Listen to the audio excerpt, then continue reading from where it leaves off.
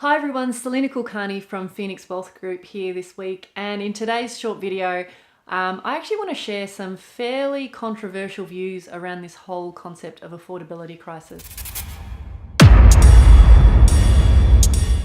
So, I've lived it, breathed it, seen it firsthand. There are plenty of Australians out there who are really, by our standards, coming from behind the eight ball.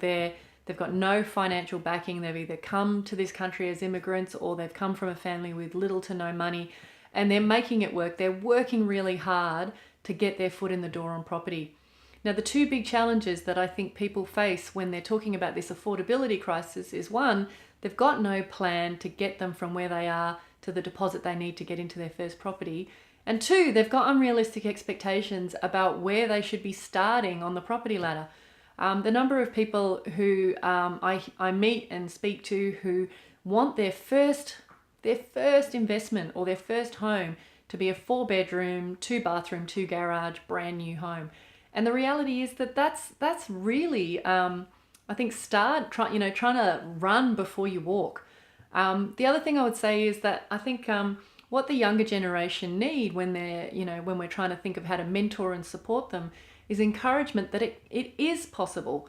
If we start with telling them that they can't do it, that there's a crisis, that there's a housing affordability crisis, that's the mindset and the limitation that they're going to place on themselves. I've seen a lot of people who actually earn okay money in doing whatever they're doing in their early 20s, but they say to me, Salena, what's the point of even trying? Housing is unaffordable. They then proceed to spend their money on luxury items like coffees and banana breads and things like that, rather than knuckling down and saying, look, I'm going to take a 3 or 4 year view on this.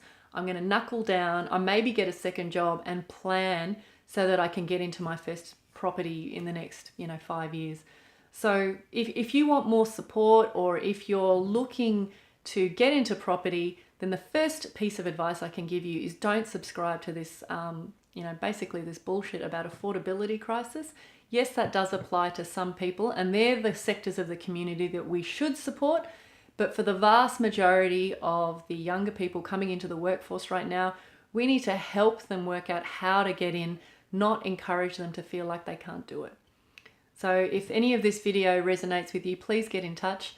Otherwise, I'll look forward to catching up with you in the near future.